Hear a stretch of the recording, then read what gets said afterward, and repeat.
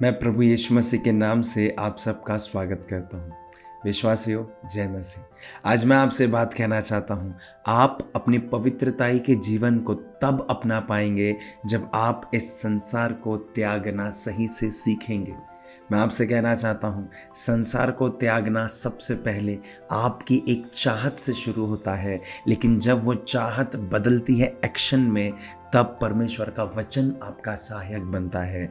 मैं आपसे बात कहना चाहता हूँ विश्वासियों, आज आपके छोटे छोटे एफर्ट्स, आज आपकी छोटी छोटी वो चीज़ जो आप अपनी आत्मिकता में स्थिर रहने के लिए मारते हैं, आप अपनी छोटी छोटी इच्छाओं को दबाते हैं। आप दबाते हैं जब कोई एक बहन आपके सामने आती है तो आप अपनी फीलिंग्स को दबाते हैं।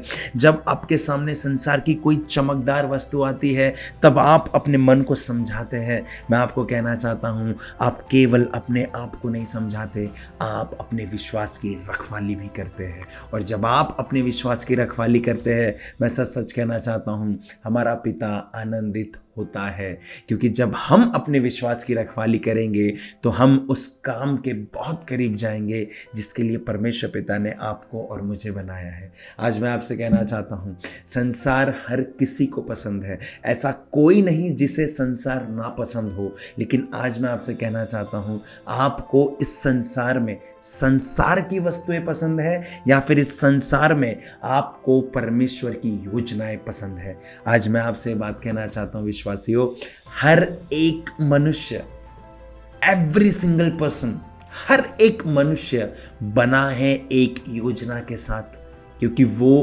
परमेश्वर पिता के हाथों की बनावट है।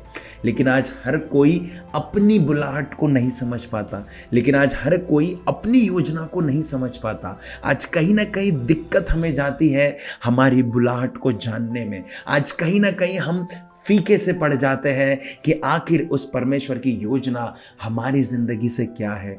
आज मैं आपसे बात कहना चाहता हूँ विश्वासियों, प्लीज उन विश्वासियों में से आइए जो अपनी बुलाहट, जो अपनी योजना को समझ पाते हैं इस दुनिया में। मैं आपसे कहना चाहता हूं, जो बात आपको सबसे ज्यादा तकलीफ देती है वही बात है जो आपको जिंदगी में सबसे ज्यादा बनाती भी है।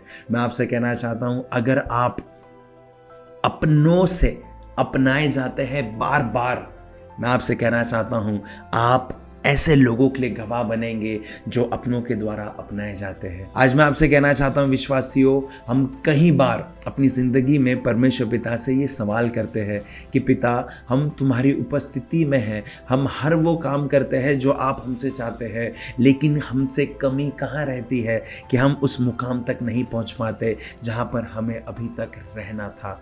मैं आपसे कहना चाहता हूँ विश्वासियों, मेरी बात बहुत ज़्यादा ध्यान से सुनिए।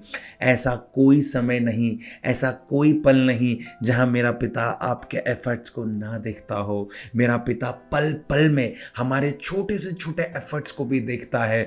वो छोटे से छोटे, बारीक से बारीक एफर्ट्स को भी देखता है और वो सही समय का इंतजार करता है, क्योंकि आपका और मेरा नजरिया उसके नजरिए के सामने बहुत छोटा और बहुत फीका है। कभी कभी कैसा होता है विश्वासियों, हम कोई छोटी सी खुशियां पाने के लिए परमेश्वर से जिद करते हैं, लेकिन परमेश्वर पिता हमारे लिए एक बड़ी खुशियों को तैयार कर रहा होता है। मैं आज आपसे बात कहना चाहता हूं, आपका इंतजार जितना बड़ा होगा आपका प्रतिफल उतना बड़ा होगा। आपकी परीक्षाएं जितनी बड़ी होगी आपका प्रतिफल उतना बड़ा होगा। आपका दुख जितना बड़ा होगा उतना बड़ा आपका प्रतिफल होगा। आप में जितनी कठिनाई आएगी उतनी बड़ी परमेश्वर की बुलाहट आपके पीछे आ रही है। मैं आपसे कहना चाहता हूं, हार मानना आपका और मेरा काम नहीं। हमारा काम वचनों में बने रहना है, हमारा काम परमेश्वर पिता की योजनाओं को पूरा करना है। मैं आज आपसे कहना चाहता हूं विश्वासियों, अपनी कीमत को जानिए, अपने आप को देखिए। आप वो हो जो परमेश्वर पिता के द्वारा बनाए गए हो। आप कोई साधारण नहीं, आप उसकी योजना का एक हिस्सा हो। वो योजना जो उसने आदि से बनाकर रखी है कि वो आपके द्वारा इस धरती पर इस समय पर ये कामों को करेगा। विश्वासियों, जब भी कभी रोते हो ध्यान में रखना, परमेश्वर पिता आपके पास हमेशा खड़ा होता है कि आप फिर से उठो और वो आपकी मदद करे। मैं आज आपसे बात कहना चाहता हूँ विश्वासियों, उसके राज्य में ऐसे बढ़िए कि आपको देखकर दूसरे भी उसके राज्य में बढ़ने की चाहत रखे। मैं आपसे कहना चाहता हूँ विश्वासियों, बिल्कुल हार नहीं मानना है, बिल्कुल वचनों में बने रहना है। बहुत ज़्यादा दिक्कत होती है, लेकिन परमेश्वर पिता आपके और मेरे साथ है। मैं आपसे कहना चाहता हूँ उसमें डटे रहिए, उसमें बने रहिए।